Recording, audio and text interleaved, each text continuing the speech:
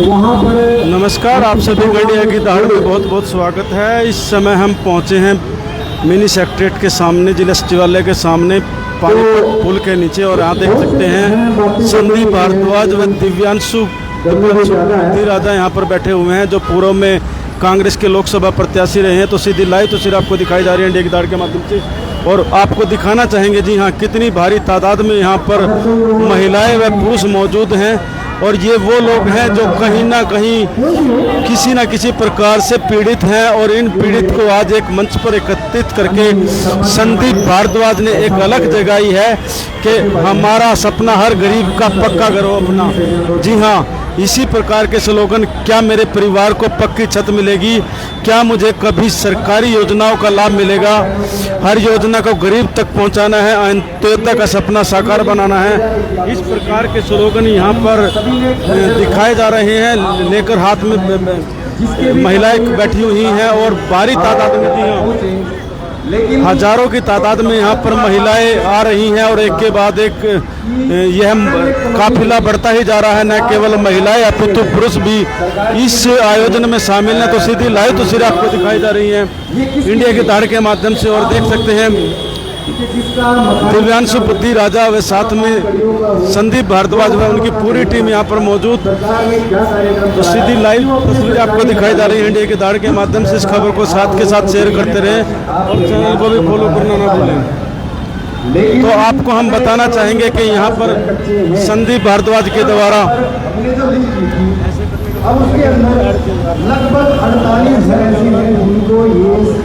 तो सीधी लाइव तस्वीरें आपको दिखाई जा रही है इंडिया की दहाड़ के माध्यम से। इस खबर को साथ के साथ शेयर करते रहें और चैनल को भी फॉलो करना ना भूलें। जैसे कि आप देख रहे हैं सामने संदीप भारद्वाज बैठे हुए, और बुद्धि राजा जी जो लोकसभा के प्रत्याशी रहे हैं, हम उनसे बात करना चाहेंगे। तो संदीप जी से हम बात करना चाहेंगे।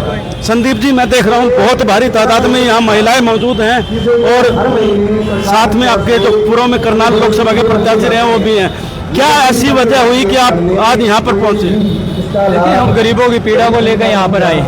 जो वास्तविक लोग हैं जिनको गरीबों को मकान बनाने चाहिए थे, उन लोगों को योजनाओं का लाभ नहीं मिल रहा। कुछ लोग ऐसे हैं भाई जो सेटिंगबाज लोग हैं, वो पैसे ले गए दो बार, और इन लोगों का नहीं मिला। इसके लिए हम इन सबको पीड़ित लोगों को लेके आए हैं जो सच में मजबूर हैं, उन लोगों के लिए प्रयास करें। अच्छा, किस प्रकार के मुद्दे हैं जिनको लेकर आप यहाँ जनता के बीच में आए? देखिए, फैमिली आईडी में बहुत लोगों की इनकम को ज़्यादा शो करके हम क्या चाहते हैं भाई, वो राशन कार्ड काट दी। हम क्या चाहते हैं भाई, उन लोगों को वास्तविक जांच करो, उनके जीवन स्तर कैसा है उसको देखा जाए, उसके आधार पर राशन कार्ड। अच्छा, आप जांच करने की बात कर रहे हैं, 1.5 महीना खुल रहेगा, उसके बाद आचार संहिता लग जाएगी। लगता है आपको इतने कम समय में लोगों की जो समस्याएं हैं, जो पिछले 10 साल में बीजेपी सरकार के सामने खड़े रहते हैं, सोल्यूशन की बात, 1.5 माह में कितना सोल्यूशन मानते हैं? ये जनता जनार्दन आपके सामने बैठी है ना, ये सब देख रही है। पिछले 10 साल से जिस तरह के ये पॉलिसी नई ला के सरकार ने लोगों को तंग करने का काम किया है, मुझे लगता है इसका जवाब तगड़े तरीके से महीने बाद मिल जाएगा। अच्छा, मैं देख रहा हूँ इधर कांग्रेस के झंडे लगे हुए हैं, कहीं ऐसा तो नहीं कि आप भी राजनीति करने के लिए आए? देखिए, राजनीति हम चाहते हैं इस तरीके की राजनीति सब करें, वो लोग भी करें जो सत्ता में है। गरीब की आवाज़ उठाना अगर राजनीति अच्छी है तो ये करते रहेंगे, और मैं चाहता हूँ सब ऐसे ही नेता हो, सब इसी तरीके का काम करें, इसी तरीके से आवाज़ उठाएं और गरीब लोगों का भला हो, यही राजनीति है। तो आज किस प्रकार का प्रोटेस्ट आप करेगा? क्या कह रहे हो? किस प्रकार का आपका जो संघर्ष आज रहेगा, जो आज करने जा रहे हैं आप, क्या रहेगा? ये संघर्ष बिल्कुल स्पष्ट है। जब तक इन लोगों का इनका हक नहीं मिलता तब तक जाता है। तो लगातार लड़ाई जारी रहेगी जब तक हर गरीब व्यक्ति को उसका हक नहीं मिलता, तब तक जारी रहेगा। तो देख सकते हैं संदीप भारद्वाज हमारे साथ, जिनका कहना है कि यहाँ पर कहीं मकान को लेकर, कहीं पीपीपी आईडी, कहीं राशन कार्ड को लेकर ये सभी महिलाएं परेशान हैं, और इसी की वजह से इनको आज इन लोगों के बीच में जाके इनको जागरूक करना पड़ रहा है, और इनको बताना पड़ रहा है कि जो भी समस्याएं हैं उसकी उनके साथ संघर्ष में इनके साथ है। तो जो पूर्व में लोकसभा प्रत्याशी रहे हैं बुद्धि राजा जी, वो भी हमारे साथ जुड़ चुके हैं, हम उनसे बात कर देंगे। दिव्यांशु जी, देख रहे हैं काफ़ी महिलाएं यहाँ पर आप मंच पर विराजमान हो, क्या कहना चाहेंगे आज जो महिलाएं आपके सामने पहुंची है? देखिए, हमारे सामने सैकड़ों महिलाएं बैठी हैं और ये सिर्फ महिलाएं नहीं हैं, ये सैकड़ों परिवार है जो अपना दर्द सुनाने आज यहाँ पहुंचे। पिछले 10 सालों से प्रधानमंत्री आवास योजना के तहत जिन गरीब लोगों के पक्के मकान नहीं है, जो कड़ियों वाली छत है जिनकी, जो उस योजना के लाभार्थी होने चाहिए लेकिन उन्हें उस योजना का फायदा नहीं मिल रहा, लगातार अपनी फरियाद जो लोग उठा रहे हैं, भाई संदीप भारद्वाज जी को मैं बधाई देना चाहूँगा जिन्होंने लगातार गरीब आदमी की आवाज़, इस इलाके की आवाज़ उठाई है, लेकिन सरकार के कानों तक शायद ये आवाज़ नहीं जा रही। लगातार महिलाओं को अपना घर बार छोड़कर आप देखिए किस प्रकार से छोटे छोटे बच्चों को साथ लेकर आई हैं। सरकार को चाहिए, सरकार के पास क्या पैसे की कमी हमें वो बताया जाए, सरकार बताए क्या नीयत की कमी है। आज यहाँ पर जितनी महिलाएं इकट्ठी हुई हैं ये सब ये चाहते हैं कि जो योजना प्रधानमंत्री आवास योजना सरकार ने लागू करी है उस योजना के तहत इनका मकान जो है वो बनाया जाए। और कई हमारी ऐसी महिलाएं हैं, हमारे बुजुर्ग हैं जो परिवार पहचान पत्र, जो परेशानी पत्र बन चुका है उससे परेशान है। आज इन सभी के बीच में हम पहुंचे, इनको समर्थन देने पहुंचे हैं। और मात्र समर्थन नहीं, मेरी डीसी से बात हुई है, यहाँ से अभी डीसी दफ्तर में जाएंगे क्योंकि वहाँ पर जनता दरबार लगा हुआ है। असल में तो चाहिए प्रशासन को यहाँ आकर इनकी समस्याओं को सुना जाए, लेकिन प्रशासन के साथ हम सहयोग करने को भी तैयार हैं। एक एक महिला के कागज लेके डीसी के पास जाएंगे और उनसे समयबद्ध तरीके से पूछा जाएगा, आप बताइए, ये नहीं कि कागज लेके रख लिए, आप बताइए कितने दिनों के अंदर इनकी समस्याओं का हल होगा। इसी को लेकर आज हम पहुंचे। अच्छा, आपको क्या लगता है सर, कुल 1.5 माह रह गया है, लोग धक्के खा रहे हैं, एक के बाद एक आ रहे हैं जा रहे हैं, लेकिन सोल्यूशन नहीं रहा। 1.5 माह में क्या लगता है कितना सोल्यूशन होगा? देखिए, 10 सालों में इस सरकार ने गरीब आदमी के लिए कोई काम नहीं किया, लेकिन 1.5 महीना है, सरकार की नीयत हो, नए नए मुख्यमंत्री बने हैं और सरकार केंद्र में नई बनी है। प्रधानमंत्री आवास योजना केंद्र की योजना है, उनको चाहिए कि हरियाणा के अंदर तुरंत प्रभाव से जिन भी गरीबों के बीपीएल परिवारों के मकान नहीं बन पाए उनके तुरंत प्रभाव से मकान बनाए जाए। अच्छा, ये पीपीपी जो है प्रॉपर्टी आईडी है, इसको लेकर आप क्या करना? देखिए, हमारा स्टैंड क्लियर है। सरकार ने बिना बात के ये पहचान पत्र और पोर्टल बनाकर लोगों को दुखी करने का काम किया है। महिलाएं तो सुबह से लेकर शाम तक कागज लेकर दफ्तरों के चक्कर काट रही हैं। हमारी सरकार बनेगी, इस परिवार परेशानी पत्र से भी छुटकारा दिया जाएगा और ये प्रॉपर्टी आईडी भी। इसका आम जन के लिए सुविधा नहीं, ये असुविधाजनक है, तो इस प्रकार के पोर्टलों से छुटकारा दिया जाएगा। लेकिन जब तक ये 1.5 महीना हम चाहते हैं कि जिन भी माताओं के परिवार पहचान पत्र ठीक नहीं हुए, सरकार उनके परिवार पहचान पत्र ठीक करे ताकि उस पत्र के माध्यम से जो योजनाओं का, जो सरकारी योजना का लाभ मिलना चाहिए वो तुरंत प्रभाव से इन्हें मिले। अच्छा, एक चीज़ और मैं जानना चाहूँगा, अभी कल अग्निवीर योजना को लेकर महिपाल ढांडा जी के द्वारा यहाँ प्रेस कॉन्फ्रेंस की गई और उनका कहना है कल विधानसभा लोकसभा में भी यह मुद्दा उठा था, राहुल गांधी जी ने उठाया था और अमित शाह ने कहा था कि राहुल गांधी को माफ़ी मांगनी चाहिए देश के अग्निवीरों से कि उनको बुलाया जा रहा है, 1 करोड़ रुपए कहीं ना कहीं उनको मिलता है। इसको लेकर आप क्या कहेंगे? शहीद को महिपाल ढांडा जी को कहो ना, फिर विधायक की छोड़। मैं अमित शाह जी की बात कर रहा हूँ। मैं कह रहा हूँ अमित शाह जी को कहिए अपने बेटे को फिर अग्निवीर के माध्यम से सेना में भर्ती करे। अगर इतनी अच्छी योजना है तो नेताओं के पुत्र क्यों नहीं सेना के अंदर जाते? आप देखिए, एक शहीद की माँ, अभी 2 दिन पहले एक शहीद की माँ ने कहा कि अग्निवीर योजना देश के लिए घातक है, जिसने अपना बेटा इस देश के लिए कुर्बान कर दिया। वो माँ अगर कह रही है तो मुझे लगता है कि उसकी भावनाओं की और उसकी जो बात है उसकी कदर होनी चाहिए।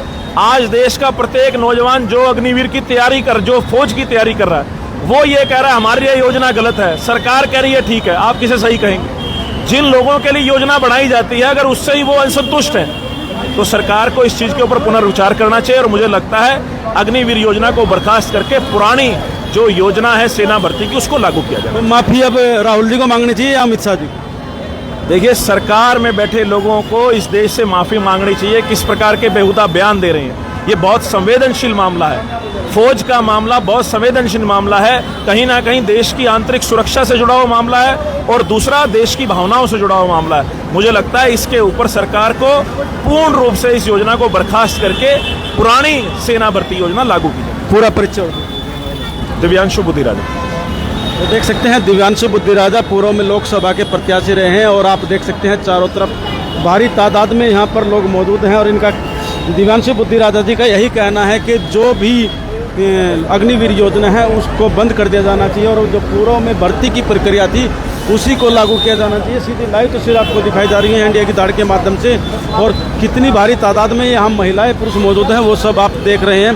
तो आइए, यहाँ पर बहुत सी बहनें भी मौजूद हैं, हम उनसे भी बात करना चाहेंगे और जानना चाहेंगे कि वो जो यहाँ पर पहुँचे हैं क्या समस्या लेकर पहुँचे हैं। आप यहाँ पर आए हो, हाँ जी, क्या समस्या लेकर आए हो? हमारे घर ना नीचे में जा रहे हैं, इस वजह से हम यहाँ पे आए हैं। अच्छा, नीचे में कर जा रहे हैं। नीचे में जा रहे हैं और कड़ियों वाले मकान हैं। अच्छा, तो आपको लगता है कि जो आज यहाँ इकट्ठे हुए इससे आपको कुछ हल मिलेगा? लगता है सिर्फ। कहाँ से आए हो आप? यहीं से, नूर वाले से, पानी। अच्छा, नूर वाला की हाँ तरफ। जी। क्या नाम है आपका? कोमल। तो हाँ जी, हाँ बोलिए। 3 लड़कियां जी। एक लड़का वो बोलता नहीं सबसे छोटा। अच्छा, मतलब उसकी हम हाँ जी। अच्छा, ठीक है, आदमी का एक्सीडेंट हो गया, दिहाड़ी मजदूरी करता, ठीक। करिया मिल जाए तो खा लेने अपना बैठे। अच्छा। मकान कड़िया के हैं, सारे मकान में तेड़ा रही है जी, और सारे टपका पन्नी घेरा। हाँ, डंगर एक गाय ले रहे हैं, उस पर चादर डाल रखी है जी। करने वाला कोई है नहीं, 2 साल में कंडम हो जाएगा। तो फिर आज यहाँ पहुँचे हो, क्या सोच के आए हो? यूँ सोच का भी कुछ होगा सावधान जी, गरीबा का जिसका कमानी है उन्ना तो लोन मिलते हैं जी। जिनके साथ आए वो तो सरकार नहीं है, सरकार ही कर सके काम। इब क्या पता जी, अब बोलो हम तो जो से और चल रहे, हम भी चल रहे, बाग में मिल जाएगा, नहीं पड़े कड़िया के तरह टूट की छत दब जाएंगे, मर जाएंगे, और क्या था जी। आपने कभी पहले इसकी शिकायत दी है किसी मंत्री को, कुछ अधिकारी? नहीं करी नहीं जी। तो करनी चाहिए थी ना पहले। इब हमने इतना बेनदान पढ़ा जी, हम पढ़े नहीं है, बच्चे है 2, कुछ नहीं, 2 लड़की है सरकारिया, सुनो लड़कियां सरकारिया में जावा, पैसे हो तो प्राइवेट में पढ़ा सका। जो लड़का बोलता नहीं है वो भी क्या करा, एक छोटा छोटा 10 साल का वो बोलता नहीं है जी। आपका नंबर नहीं है जी। आप क्या कह रहे थे? जी कोर्ट में हम कई बार हमने फार्म भरे हैं, कच्चे मकान के कड़िया के, और उन्होंने मांगे हैं रजिस्ट्री गरीब आदमी करवा नहीं सकता, फुल एग्रीमेंट है कागज, वो मानते नहीं, उनके 10 रुपए देते नहीं हमने। तो जैसे उम्मीद लेकर हम आए भैया के पास। जब तक कागज नहीं होंगे तब तक कैसे आप? नहीं, जैसे ही भाई साहब ने घर घर जाकर न तहकीकात करी है, भाई बुलाए हैं, अब भाई वहाँ पे आना है, तो यही उम्मीद लेकर आए हैं जैसे ये बताएगा। आपको ये लग रहा है कि सरकार का काम एक प्राइवेट आदमी कर रहा है? ये कोई भी सोच का था, यही आए हैं जब सरकार प्लाट की रजिस्ट्री तो इसने अपनी फोटो स्टेट मांगी, इसने फोटो स्टेट नहीं मांगी प्लाट की। नहीं रही मारा, जब कच्ची छत के मकान के कोर्ट में आवे हम फार्म ले लेकर, जब हमारे को भगा देते हैं कि भाई जाओ, यहाँ मतलब सुनवाई भी नहीं कर। सुनवाई नहीं हो रही है। अगर भाई जिसका कमानी है ना, उनका तो हमारी कॉलोनी में सबका आगे, हमारा कमानी है नहीं, बुढ़ा आदमी है तो कोई अक्कर को गौर नहीं करे, गरीब आदमी है कि कोई नहीं गौर करे। तो सीधी लाइव तस्वीर आपको दिखाई जा रही है इंडिया की दाड़ के माध्यम से, और किस प्रकार की समस्याएं यहाँ लोगों के सामने है आप देख सकते हैं। और बड़ी उम्मीद लेकर आज ये लोग विपक्ष के साथ आए हैं, लेकिन देखने की बात होगी किस प्रकार से यहाँ पर ये लोग बैठे हुए मौजूद हैं। और सीधी लाइव तस्वीर आपको दिखाई जा रही है इंडिया की दाड़ के माध्यम से कि मंच पर यहाँ मौजूद वो सभी लोग यहाँ पर जो आवास योजना को लेकर एक आवाज़ उठा रहे हैं और आम जनता की आवाज़ बनने की कोशिश कर रहे हैं कि एक इनकी जो आवाज़ है, इनकी जो दहाड़ है वो प्रशासन व सरकार तक पहुंच जाए और इनकी आवाज़ कहीं ना कहीं उसका कोई परिणाम निकल पाए। तो सीधी लाइव तस्वीर आपको दिखाई जा रही है इंडिया की दाड़ के माध्यम से। हम आपको और लोगों के भी बात सुनवाने का प्रयास करेंगे और किस प्रकार से ये सीधी लाइव तस्वीर आपको दिखाई जा रही है कि लोग यहाँ पर आज एक उम्मीद लेकर पहुँचे हैं और कितना सफल हो पाता है उनका यहाँ पर ये कार्य कर पाना। और ये देखिए, हर योजना को गरीब तक पहुँचाना है, अंत्योदय का सपना साकार बनाना है, इस प्रकार के स्लोगन यहाँ पर लगे हुए एक के बाद एक लगातार प्रयास करते हुए लोग। आइए हम इन्हीं, ये देखिए छोटे छोटे बच्चों को भी महिलाएं साथ में लेकर अपने आई हुई है, और इतनी गर्मी में जो अपनी PPP ID फैमिली ID है उसको लेकर पंखा करते हुए, क्योंकि इतनी गर्मी है कि यहाँ पर बैठ पाना आसान नहीं है। तो आइए इन लोगों से भी बात करना चाहेंगे और जानना चाहेंगे किस प्रकार की समस्याएं यहाँ पर लेकर आए और क्या उनकी यहाँ पर उम्मीद है। तो सीधी लाइव तस्वीरें यहाँ पर दिखाई जा रही है इंडिया की दाड़ के माध्यम से। जी, आप यहाँ पर आए हो, क्या किस लिए आए हो? इसलिए आज गरीब आदमी है, आपको पता ही है, घर ढहरे हो रहे हैं, मकान कच्चे हैं, पानी बढ़ जाता है मकानों, पीछे दीवारों से पानी आता है, बहुत परेशानी के लिए आए हैं। फिर आज क्या लगता है आपको? आज ये लगता है देखो बच्चा खड़ा है हमारा, कुछ कर दे हमारे लिए तो। क्या नाम? कहने का मतलब ये है, संदीप बाजवा खड़े हैं जो हमारी मदद कर दे या गवर्नमेंट से जो दिलवाना चाहे। कुएं में पड़कर टांग टूटी, कुल्ली टूटी मेरी। अच्छा घर का चाक कड़ी टूटा लग रही, किस जाऊं? अच्छा, करने वाला कोई है नहीं मेरा, कोई नहीं है। नहीं है। संदीप कहा था अगर मेरे। तो देख सकते हैं सीधे लाइव तस्वीर आपको दिखाई जा रही हैं और जिस प्रकार के हालात यहाँ लोगों के हैं वो आपको सीधा पता लग रहा है कि किस कितना यहाँ पर लोग परेशान हैं। तो महिला यहाँ पर तो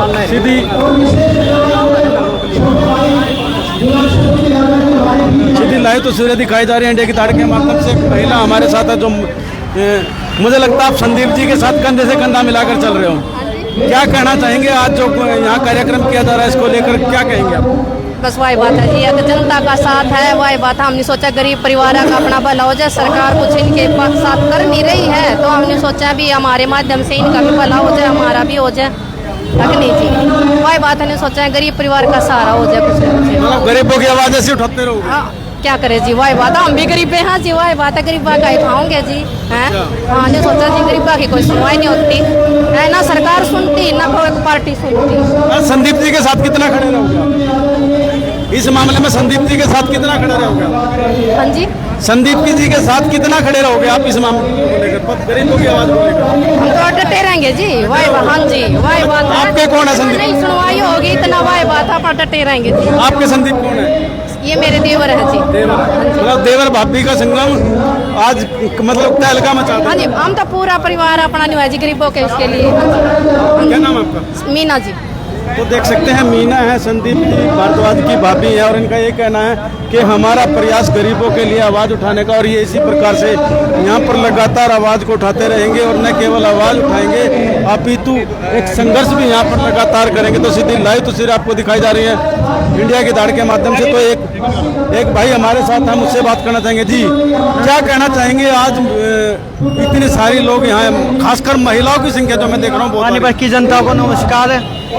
आज यहाँ पर सभी गरीब परिवार से आए हुए हैं कि दुनिया पानीपत पूरे हरियाणा के अंदर 20-30 किले वालों के राशन कार्ड है, गरीब आदमी का राशन कार्ड नहीं है। अच्छा, हर जगह अमीर आदमी लाइन पे लगा पाएगा, चाहे राशन कार्ड में। लाइन में तो गरीब आदमी लग रहा है, अमीर कहाँ लग रहा? गरीब आदमी लगा हुआ है, जो से अमीर आदमी है उनका ले दे के काम हो जाता है। वैसे अच्छा, गरीब आदमी की कहीं भी सुनवाई नहीं है। ये पहले नेता है पानीपत ग्रामीण में जिसने गरीब आदमी की आवाज उठाई है। अच्छा, संदीप भारद्वाज। हाँ जी, संदीप भारद्वाज की। अच्छा, और आज तक पानीपत में ऐसा कोई नेता नहीं आया संदीप के अलावा। इतने नेता किसी ने भी गरीब आदमी की आवाज नहीं उठाई। क्या नाम आपका? मेरा धनवी जी। और बहुत से हर आदमी के पास, बहुत से आदमियों के पास इतना धन है कि बड़े बड़े घर है, गरीब आदमियों के पास छत भी नहीं है पक्की। क्या नाम है? धनवी, चंदौली से लाखा। देख सकते हैं चंदौली से है भाई और इसका कहना है कि संदीप भारद्वाज एक ऐसी शख्सियत है जिसने गरीब आदमी की आवाज़ को उठाया है और इनका प्रयास लगातार जारी है कि गरीबों की आवाज़ को इसी प्रकार से उठाते रहें। और सीधी लाइव तस्वीर आपको दिखाई जा रही है इंडिया की दाड़ के माध्यम से आपको। और आप संदीप भारद्वाज शिक्षा को लेकर भी सोच रहा है कि कितने ही माता मन सोच के मन अपने दबा लेते हैं हमारे बच्चे को बोलते हैं बेटा। तो सीधी लाइव तस्वीर आपको दिखाई जा रही है इंडिया की दाड़ के माध्यम से। और आइए हम आपको और तस्वीरें दिखाने का प्रयास करेंगे। तो एक भाई हमारे साथ और हम उससे भी बात करना चाहेंगे। अच्छा भाई जी, जी मैं देख रहा हूँ काफ़ी संख्या में महिलाएं मौजूद हैं यहाँ पर, क्या कहना चाहेंगे इस सारे कार्यक्रम? ये जो महिलाएं मौजूद हैं यहाँ पर, ये वो पीड़ित महिलाएं हैं जिन तक सरकारी सुविधाओं का लाभ कभी पहुँचा ही नहीं। क्या एक अधिकारी की, क्या एक एमसी की जिम्मेदारी नहीं बनती कि वो अपने एरिया का सही डाटा इकट्ठा करके विभाग को दे? नहीं बनती। ये जो महिलाएं आपको दिखाई दे रही हैं, दिखाइए मैडम एक बार, ये जो सारी भीड़ आपको दिखाई दे रही है, ये पानीपत की कॉलोनियों की वो भीड़ है जिन तक प्रधानमंत्री आवास योजना पहुंचनी चाहिए थी। ये वो परफेक्ट कैंडिडेट हैं जिनके लिए ये योजना बनाई गई थी। लेकिन हमने जब डेटा इकट्ठा किया, हर एक कॉलोनी में भ्रमण किया, हर एक घर में जाकर के उनकी दुख दर्द पूछे, हर कच्चे मकान के घर जाकर के जो है उनके मालिकों से, उनके पीड़ितों से पूछा, तो यहाँ पर हमें क्या डेटा मिला कि अगर किसी कॉलोनी में 50 मकान हैं जो कड़ियाँ हैं, जो गिरने वाले हैं, जिनके अंदर टपका लगा रहता है बारिश में, उनमें से एक या दो मकान मालिकों को मुश्किल से इस सुविधा का लाभ मिला है। मैं आम जनता से ये पूछना चाहूँगा, जो ये जो सरकारी कोष से पैसा आ रहा है, लगातार जो ये इतनी बड़ी बड़ी लिस्ट बन करके सरकार को सौंपी जाती है कि हाँ हमने इस एरिया में ये घर बना दिए हैं, वो पैसा किसको जा रहा है? जब हमने खुद भ्रमण किया और 50 में से लगभग 48 लोगों को ये सुविधा नहीं मिली। जो कच्चा मकान है भाई साहब, बाहर से ही दिख जाता है, आप जाएंगे बाहर से पता लग जाएगा उसका हुलिया देख करके कि ये मकान कच्चा है, इसे ये लाभ मिलना चाहिए था। तो मैं जनता से ये सवाल करना चाहूँगा कि ये लाभ क्यों नहीं मिला। एक सिर्फ यही मेरा सवाल जनता से रहेगा, और जनता को भी जो सवाल है इस पर सोच विचार जरूर करना चाहिए, और सोच विचार करके यहाँ पर किस परफेक्ट कैंडिडेट को जो इस प्रकार की समस्याएं उठा सके, किसे वोट देना चाहिए, इसके बारे में बढ़िया सोच विचार करके जो कैंडिडेट, जो एमएलए, जो भी यहाँ पर जो भावी उम्मीदवार है, वो अगर हमारी समस्याएं नहीं उठा सकता तो किस कारण हम उसे वोट देंगे? ये एक सवाल अपने आप से करने के बाद ही आम जनता को वोट देना चाहिए। क्या नाम है आपका? मेरा नाम है sir Hansi Sharma. Hansi Sharma, मैं पानीपत देशराज कॉलोनी से हूँ। देख सकते हैं शर्मा जी देशराज कॉलोनी पानीपत से, और इनका यही कहना है कि जो लोग वास्तव में ज़रूरतमंद है और जिनको मकान मिलने चाहिए, जिनकी ज़रूरत उनको नहीं मिल पा रही है सारी सुविधाएं, और कहीं ना कहीं ये लोग इस चीज़ को लेकर त्रस्त हैं, परेशान हैं कि इन लोगों को इनका हक नहीं मिल पा रहा है। और सीधी लाइव तस्वीर आपको दिखाई जा रही है इंडिया की तार के माध्यम से। इस खबर को साथ के साथ शेयर करते रहें। और दूसरी तरफ देख सकते हैं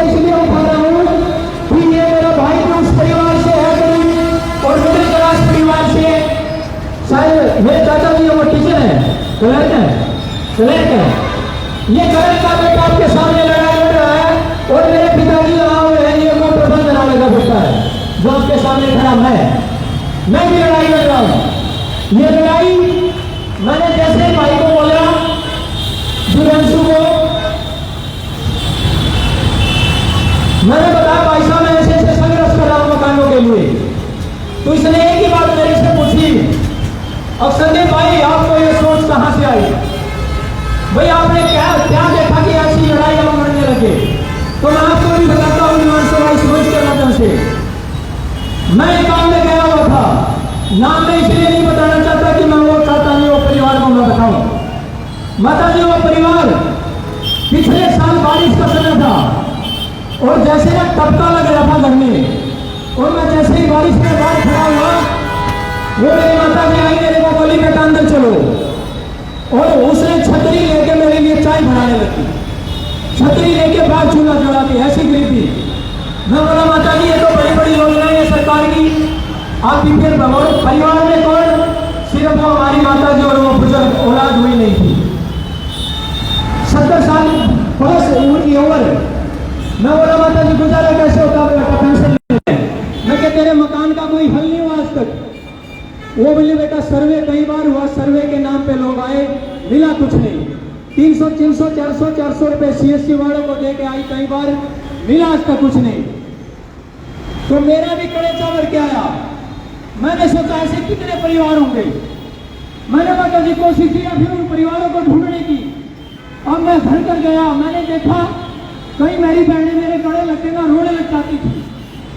अब जब मैं इस यात्रा में था, कई मेरे बुजुर्ग आते थे, बेचारा अकेला घर में है, और वो आके मेरे गले लग के रोने लगे। बोला संदीप भाई आज तक कोई आप पूछने नहीं आया, हमसे ये भी नहीं पूछने आया भाई कौन है वो असली हकदार।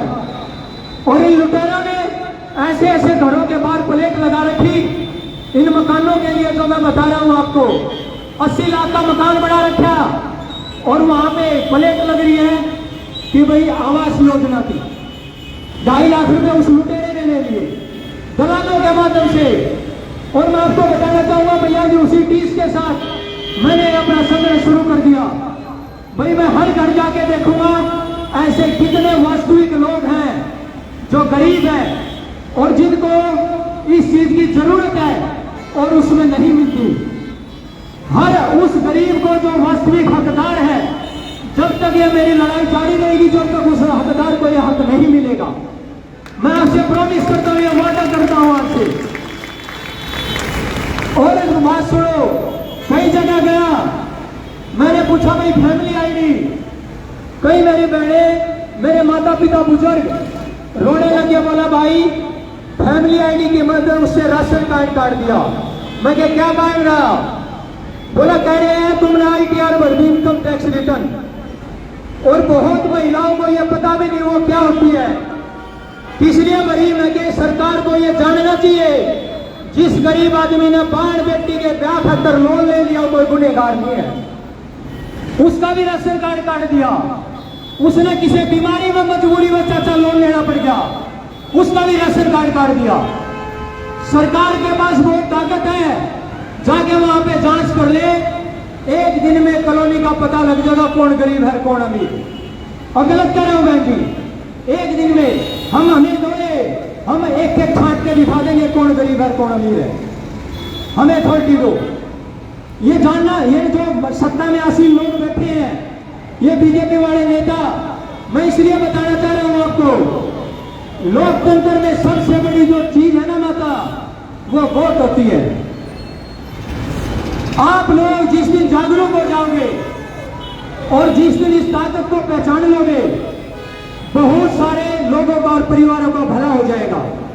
मैं आपको बताना चाहूं, भारत में कहावत है, भारत में कहावत है भाई, जब बच्चा पैदा होए तो वहां पे ना बेमाता आ गए छठी वाले दिन, क्या गए ताई अगाज ना दीवा लगा रखियो और बेमाता होगी लेख लिखेगी थारी किस्मत के। और बहनों मेरी मैं बताना चाहता हूं, बेमाता हर 5 साल के बाद आपके द्वार पे आती है। हर 5 साल में एक बार ये वोट मांगने आवे नेता, वो बेमाता है। अगर अच्छे आदमी ने चुनोगे तो अच्छी किस्मत लिखेगा, और गंदे आदमी ने चुनोगे तो गलत किस्मत लिखी जाओगी। याद रखना ये बात मेरी। और जब तक तुम इस बात को नहीं पहचानोगे, 9.5 साल मनोहर लाल खट्टर जी चुनाव लड़के प्रदेश में राज किया ना 9.5 साल, और आप लोगों ने पता नहीं वोट किसको दे रहे हो। ये मेरा भाई खड़ा था, किसी भाई ने, मैं मानता हूं बहुत लोगों ने आशीर्वाद दिया, नया भाई था हमारा, पर उस व्यक्ति को इस चीज की सजा मिलनी चाहिए थी कि जिसकी वजह से आप सड़क पे बैठे हो। और मैं कह रहा हूं चाची, उसकी सजा उसको देनी चाहिए थी, और ये सजा वोट से मिलती है। अगर आप उसको हरा देते तो ये नाक रगड़ आपके घर घर आकर सर्वे करते, जैसे हम आपके द्वार गए। हम गए ना, हम घर घर जाके देख रहे हैं कौन गरीब है कौन अमीर है। इस सोच को समझ लेना चाहिए। अगर राजा गलत सत्ता में हो तो महाभारत हो जाती है चाचा, महाभारत। एक अंधा राजा सत्ता में बैठ गया था, हमारी बाल बेटी का चीर हो गया था, बड़े समाज में हो गया, पर कोई भी बोला नहीं था। क्यों? क्योंकि राजा गंदा था। गलत व्यक्ति को सियासत में बिठा दोगे, ऐसे ही काम होते रहोगे, कोई हमारी सुनवाई नहीं होगी। मैं आपसे एक विनती करना चाहता हूं इस माध्यम से, जैसे आप लोगों ने हमारी आज मदद की है, और जिन लोगों के मैं घर गया हूं और जिनके घर जाए बगैर रह गए हैं, मैं हाथ जोड़ के विनती करता हूं, आज इस चेहरे को पहचान लो, इस मेरे भाई को पहचान लो। ऐसा कोई ही व्यक्ति आपको मिलेगा जो पर्सनल अपना व्यक्तिगत नंबर हर घर में दे के आया होगा। मेरा नंबर है सभी के पास, हाथ खड़े करो, है सभी के पास।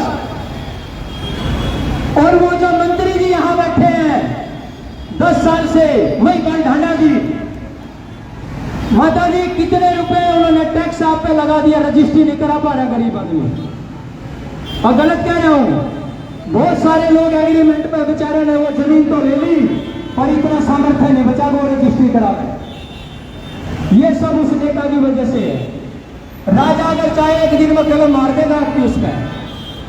और गलत कह रहा हूं तो मैं इतना आपसे आश्वासन चाहता हूं, मैं ये लड़ाई लड़ता रहूंगा। आप मेरे साथ दे दोगे माता जी हाथ उठा के ये कसम लेके जाना। कोई भाई मेरे को बोले अक्षनदीप तू 1 ईंट 1 रुपया देवे क्या कर लेगा इसमें? मैंने बोला मैं ये 1 ईंट 1 रुपया नहीं दे रहा भाई, ये मैं उन परिवारों को अपना वचन दे रहा हूं जिन मेरे बहनों ने मेरा वचन लिया है। मैं इस भरे मन से आपका ऋणी रहूंगा हमेशा।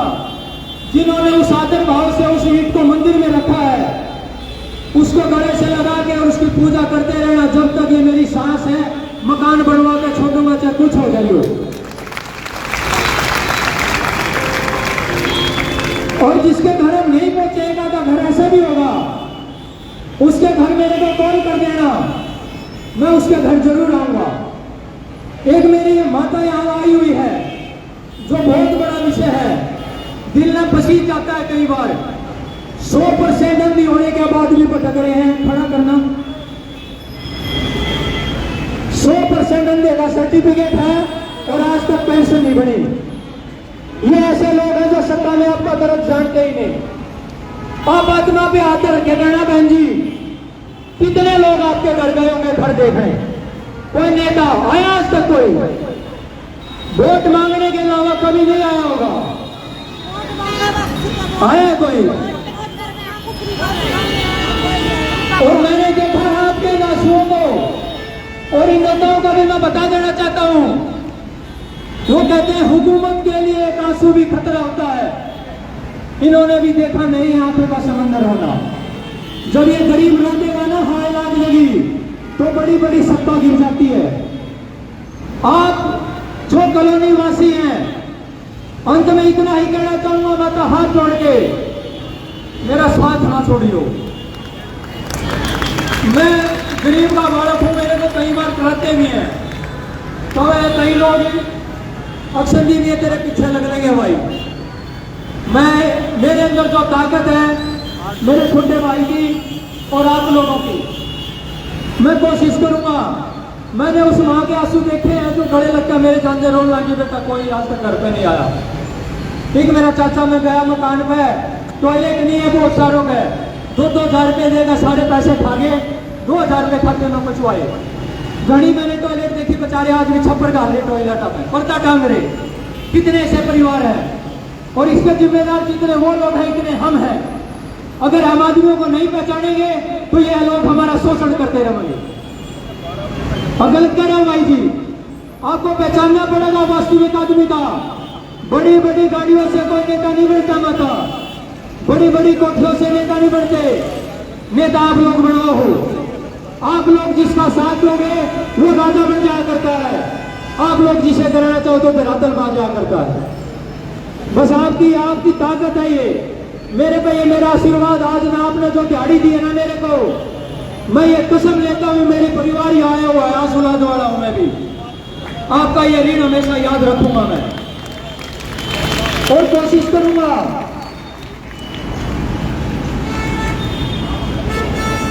और इसका मैं कई गुना कर्जा चुकाऊंगा। मैं सिर्फ आपसे 4 दिहाड़ी मांगता हूं। एक आज दे आपने और सब किराया लगा आए हो, जो भी मेरे बाप का कर्जा है। दिवेश भाई आपको और बताना चाहता हूं, एक भी परिवार मेरे सिर्फ फोन से आया है, कोई पैसा नहीं लगा। जो आजकल के नेता है ना, सब इन्होंने दिल से प्यार दिया है मेरे को। और आपके इस प्यार का 4 दिहाड़ी मांगता हूं। एक इस एतवार को दे देना मेरे को, फोन करूंगा मैं इस कॉलोनियों में आपको। माता 4 दिहाड़ी दे दोगे जिंदगी में, 8 खा के कसम खा के जाइयो। आपका बेटा यो सिर्फ 4 दिहाड़ी मांगा है, बाकी काम मेरे पे छोड़ दियो। 4 दिहाड़ी कैसे? एक तो आज आप छोड़ता हो, मेरे सारे परिवार पर कर्जा है आपका। क्योंकि गरीब आदमी का पेट, घने परिवार ऐसे हैं इसमें जिसका आज कमा लिया तो आज खा लिया, उसने अपनी गाड़ी छोड़ी है और ये कर्ज वाला हूं आपका। दूसरी गाड़ी कब? जब मैं फोन करूं। कई नेताओं ने अपने बढ़ने आ गए, मैं घर घर जाके तो आपको सटीक कर दूंगा, उस पर लिख देना मेरे परिवार है जो किसके साथ है वो। ये काम कर दोगे? माता इनको जगाना पड़ेगा आपको। मेरी जो आवाज होगी वो आपके बच्चों की भी आवाज बनेगी कल को गरीबों की। मैं जिस राजाओं से लड़ रहा हूं और उन राजाओं से लड़ने वाला आपका बच्चा भी कल को चाचा संघर्ष कर सकता है। अगर आप आज झुके, आज आप डर गए या आज आप घबरा गए तो मेरे भी गोडे टूट जाओगे। और गलत कह रहा हूं माता, मेरी ये विनती है या स्वीकार करना। और जब मैं फोन करूं बस 4 दिन जिंदगी के, कई बहन मेरी बोली भाई गड़बड़ जाएगा अभी आके, भाई कहना परसों फोन कराया था। मैं बहन मेरी अब सोच के देखना, मैं पहला व्यक्ति आपके घर आया, मैं आपके दर्द को समझने आया, कहीं देखने आया। भाई मैंने ऐसे ऐसे घर देखे हैं, इस सरकार की नीतियों की वजह ठट फुट ढूंढे, जैसे ना सुअर रोकने के हो, वो इंसान नहीं रह सकता। उस दर्द को मैंने समझाया भाई कौन गरीब आदमी कैसे जी रहा है। मैंने उन घरों में अंदर जाके देखा है जिस तरीके से जानवर घुसते हैं, इनकी वजह से हुआ ये सब। पहले इन कॉलोनियों में अगर सीलन दबा दिए होते तो किसी का घर नहीं दबता। इन्होंने ठेकेदारों को पालने के लिए इन ठेकेदारों को पाला और फिर आप लोगों के साथ ये काम किया। आप लोगों को विनाश कर दिया, आपको जमा पूंजी पूरी जिंदगी में घर बना और उसका विनाश कर दिया। आप लोगों की आवाज को मैं बुलंद करूंगा। आज भाई जो यहाँ पे आए हैं, जो मेरी माता करने आई है, मैं बताना चाहता हूं अगर किसी का काम रह भी जाए, रह जाए मतलब आज ना हो पाए, मेरा यहाँ चैम्बर है 354 और 55 कार्ड में लिखा हुआ है, वो हर रोज खुला है। 10 दिन लगे 15 दिन लगे, आपके द्वार मेरे को फोन करेगा, सेक्टर 11 में मैं रहता हूं, जब मर्जी आ जाना, आपका पूरा साथ दूंगा। और जिसमें पास कार्ड नहीं होगा मैं कार्ड दे दूंगा। भाई साहब ने डीसी से बात कर ली है, भाई साहब अपनी बात रखेंगे दिवांशु बुद्धि राजा जी। और देखो एक साथ और मेरा भाई ने दिया, मेरे को कई साथी भाई है, मेरे को कुछ ना कुछ चार्ज लगा देंगे, मुकदमे कर देंगे। दिवांशु ने मुझे बड़ा हौसला दिया, बोला संदीप भाई मेरे पर 10 मुकदमे दर्ज कर रखे। ऐसा ही है छोटे भाई साहब पे 10 मुकदमे इकट्ठे सरकार ने, और सारे कैसे, सारे मुकदमे आप लोगों की लड़ाई लड़ते हुए, कोई भी अपना नहीं है। मैंने भी यही कहा भाई जनता का अगर लड़ाई लड़ते हुए हम पे मुकदमा कोई करता है तो 100 बार करे, मैं आपकी लड़ाई ऐसे ही लड़ता रहूंगा। बहुत बहुत धन्यवाद आप लोगों का जो आपने मुझे ये ताकत दी है आज आके, ये मेरे पे कर्तव्य रहेगा, क्योंकि ये जो भरोसा होता है ना माता, ये बहुत हौसला और ताकत देता है। आप लोगों को भरोसे पे जो आपने काम किया आज, मैं उसका हमेशा ऋणी रहूंगा और इस कर्जे को जरूर चुकाऊंगा। बहुत बहुत धन्यवाद। और धन्यवाद भाई साहब जी।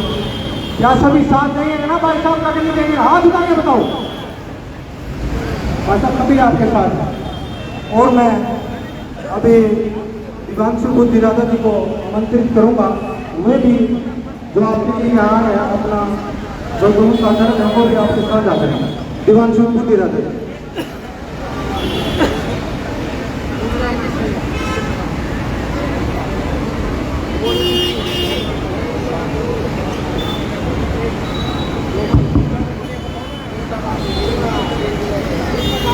दो तो पहले स्वागत करें भाई।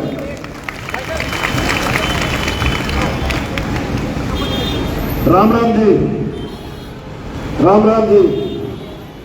सबसे पहले तो सभी सम्मानित मेरी बुजुर्ग माताएं बैठी हैं, हमारी बहनें बैठी हैं, हमारे बुजुर्ग बैठे हैं, नौजवान साथी बैठे हैं। सबसे पहले तो आपके चरणों में वंदन करता हूं कि आज आप अपनी हकों की आवाज के लिए यहाँ इकट्ठे हुए हो।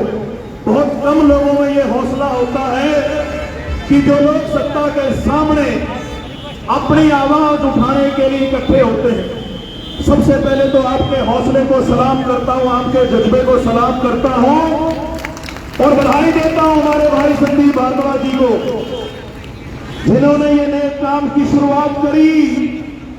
और पिछले कई सालों से मैं देखता रहता हूं भाई संदीप जी को कि वो आपके हकों की आवाज को उठाने के लिए लगातार जहां एक तरफ आपके घरों में पहुंचते हैं, एक आम गरीब परिवार के घर के हालात समझते हैं और कई बार सरकार से आपके हकों के लिए लड़ाई लड़ते हैं। मैं भाई संदीप भारद्वाज जी को बधाई देना चाहूंगा। बहुत से ऐसे नेता होते हैं जो अपने घरों में एसी कमरों में बैठ के राज करना चाहते हैं, लेकिन एक तरफ ये आपका ऐसा भाई है जो आपकी समस्याओं को आपके घरों में जाकर समझने की कोशिश करता है। मैं भाई संदीप भारद्वाज जी को बधाई देना चाहूंगा। भाई संदीप भारद्वाज जी कह रहे थे, भाई मैंने मनोहर लाल खट्टर जी के सामने चुनाव लड़ा, उम्र जरूर कम है, 31 साल की उम्र है। खट्टर साहब के सामने पिछले 10 सालों से लड़ाई लड़ रहा था। पार्टी ने मौका दिया। खट्टर साहब के सामने लड़ाई क्या थी? उनसे लड़ाई थी कि बीजेपी की जो गलत नीतियां हैं उसका विरोध की लड़ाई थी। और भाई चुनाव हार गए, कोई बात नहीं। अक्सर देखा जाता है कि चुनाव हारने के बाद लोग चले जाते हैं। और मैंने कोई विधानसभा का चुनाव नहीं लड़ना, मेरा कोई चुनाव नहीं है, लेकिन आपसे वादा किया था कि जब जब आपके हकों के ऊपर ये सरकार डाका डालने का काम करेगी, तब तब आपके बीच में बैठकर आपके साथ आकर इस सरकार से लड़ाई लड़ने का काम करूंगा। आज ये माताएं बैठी हैं, मुद्दा क्या है? मुद्दा है आवास योजना का। मुद्दा क्या है? मुद्दा है परिवार पहचान पत्र का। मुद्दा क्या है? मुद्दा है राशन कार्ड का। मुद्दा क्या है? मुद्दा है मुख्यमंत्री आवास योजना का। मुद्दा क्या है? मुद्दा है पेंशन का। भाई सरकार ने अगर नीति बनाई, सरकार ने अगर योजना बनाई, हम उनका मकान बनवाने का काम करेंगे। भाई मुख्यमंत्री आवास योजना कहती है कि जिन गरीब परिवारों का मकान की मरम्मत की जरूरत है उसकी मरम्मत कराने का काम करेंगे, लेकिन कहां है योजनाएं? ये माताएं जो पंखा जल रही है, ये सरकार की नाकामियों का हाथ में कागज है। आपका काम नहीं है यहां सड़कों पर आकर इस प्रकार से धरने देने का। आपका काम नहीं है यहां जिंदाबाद मुर्दाबाद करने का। अरे सरकार को शर्म आनी चाहिए। मनोहर लाल खट्टर और नायब सिंह सैनी जी को शर्म आनी चाहिए। एक तरफ तो खट्टर साहब कहते हैं कि करनाल और पानीपत मेरा घर है, और दूसरी तरफ ये मीडिया के साथी खड़े हैं। दिखाएं ये हकीकत, दिखाएं पानीपत की जनता कैसे त्राही त्राही कर रही है। दिखाएं मनोहर लाल खट्टर जी को जो वोट लेकर दिल्ली चले गए, उन्हें दिखाएं कि पानीपत की जनता के क्या हाल है, कैसे पानीपत की जनता उनसे पुकार कर रही है। नायब सिंह सैनी नए नए मुख्यमंत्री बने हैं, बड़ी बड़ी बातें करते हैं। अरे सैनी साहब जरा एक बार पानीपत की कॉलोनियों में आकर हाल तो देखिए। मैं चैलेंज करता हूं हरियाणा के मुख्यमंत्री और पूर्व मुख्यमंत्री को, चैलेंज करता हूं कि कॉलोनियों के जो हालात हैं, एक दिन किसी गरीब के घर में रात गुजार के दिखा दे हरियाणा के पूर्व मुख्यमंत्री खट्टर साहब और सैनी साहब को मैं चैलेंज करता हूं। आप तो ये लोग खुद तो ये लोग रहे एसी के कमरों में, खुद तो ये रहे 2.5 करोड़ की गाड़ियों में, 2-2 करोड़ की गाड़ियां हैं सीएम के पास, और आपके लिए 2.5 लाख रुपए का मकान बनाने के पैसे नहीं। आप सोचिए, और सरकार के पास कोई पैसे की कमी नहीं है। सरकार के पास ना पैसे की कमी है, ना किसी फंड की कमी है। अगर कमी है तो नीयत की कमी है। उन्हें लगता है कि गरीब आदमी तो फिर धर्म के नाम पर वोट दे देगा। उन्हें लगता है कि गरीब आदमी को तो फिर जात पात में बांधकर वोट ले लेंगे, इनके काम करने की क्या जरूरत है। मैं आज आपके बीच में आया, अभी आने से पहले डीसी साहब से बात हुई, उन्हें बताया कि हजारों महिलाएं बैठी हैं बाहर, बुजुर्ग बैठे हैं, और ये सिर्फ महिलाएं बुजुर्ग नहीं है, ये हजारों परिवार बैठे हैं जो अपनी मांगों के लिए आपसे गुहार लगा रहे हैं। डीसी साहब का जनता दरबार लगा हुआ है अंदर दफ्तर के अंदर, उनसे ये कहा कि हम लोग ज्ञापन देंगे और आपके कागज उन तक पहुंचाने का काम करेंगे, लेकिन एक बात है, ये सिर्फ खाना पूर्ति ना हो कि कागज लेकर रख लिए, हमें टाइम बताया जाए कि इतने दिन के अंदर हमारा परिवार पहचान पत्र ठीक होगा और इतने दिन के अंदर हमें आवास योजना के तहत मकान मिलेगा। रोज रोज का ये आप दिहाड़ी छोड़ के यहां आए, ये सरकार को देखना चाहिए। और सरकारें हैं हमारे लिए, ये डीसी एसपी मुख्यमंत्री आप बढ़ाते हो, आपके पैसे से इनको तनख्वाहें मिलती हैं, इनका फर्ज बनता है कि आपकी समस्याओं को ये आपके बीच में आके सुलझाएं।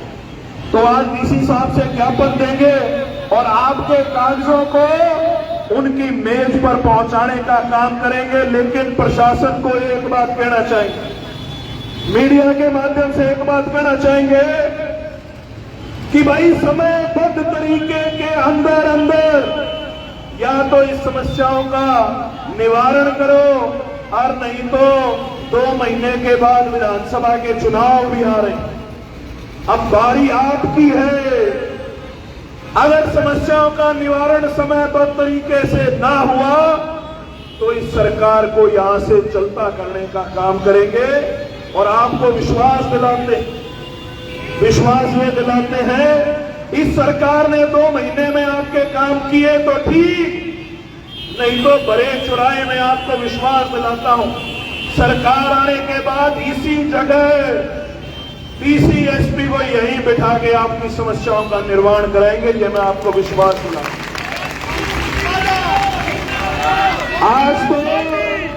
आज तो धरना दिया यहां और इसी मेज के ऊपर डीसी को बिठा के यहीं पे आपके परिवार पहचान पत्र और आपकी योजनाओं के तहत आपको लाभ दिलवाने का काम करेंगे।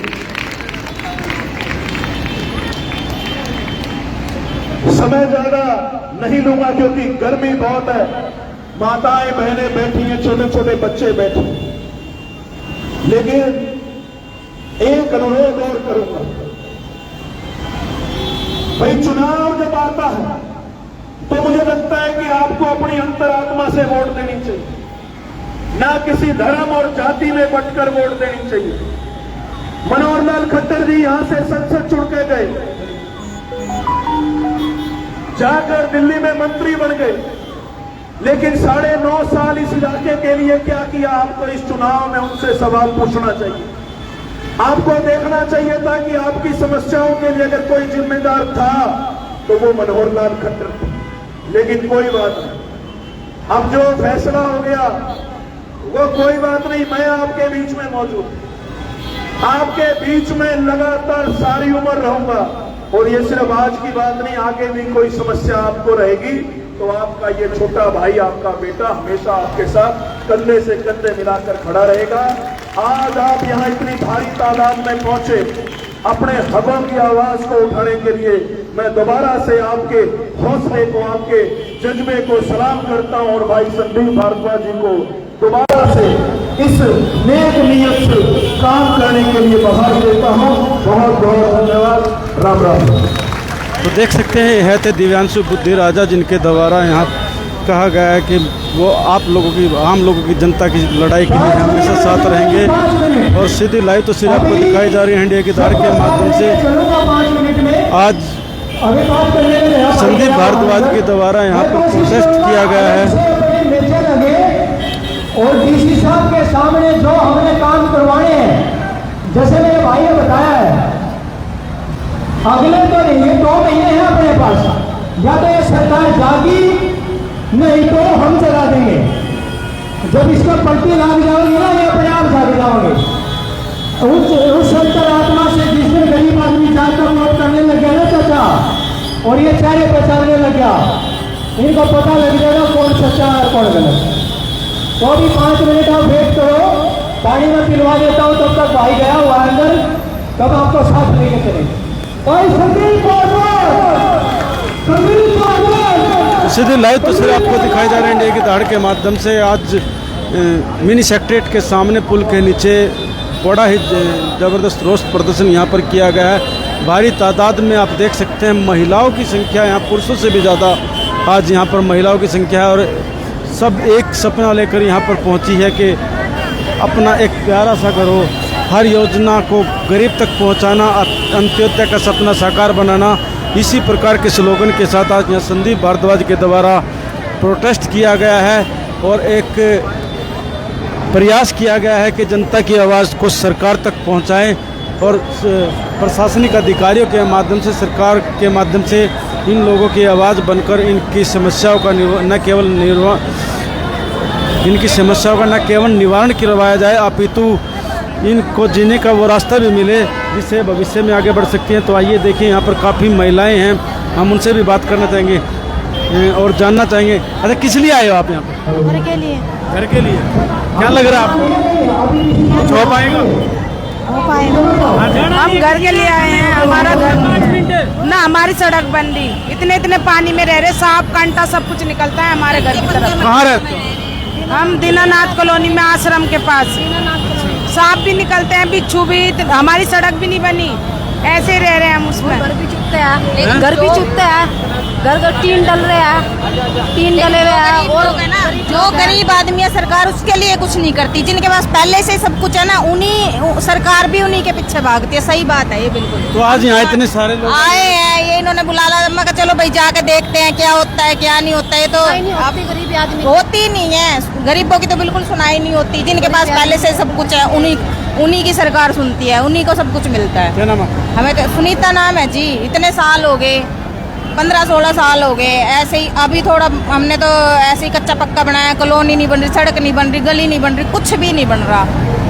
तो देख सकते हैं यहाँ किस प्रकार से लोग परेशान और अपनी समस्याओं को रख रहे हैं। तो सीधी लाइव तस्वीर आपको दिखाई गई इंडिया की दहाड़ के माध्यम से। अब जैसा कि ये सभी महिलाएं और पुरुष हैं, संदीप भारद्वाज का कहना है कि इन सभी की समस्याओं को लेकर एक ज्ञापन सरकार के नाम, मुख्यमंत्री के नाम यहाँ पर डीसी के माध्यम से दिया जाएगा और उसी को लेकर इनके द्वारा यह पूरा प्रोटेस्ट किया गया है। तो इस खबर को ज़्यादा से ज़्यादा शेयर करें और चैनल को फॉलो करना ना भूलें। इंडिया की दहाड़ के लिए आदेश त्यागी। जय हिंद, जय भारत।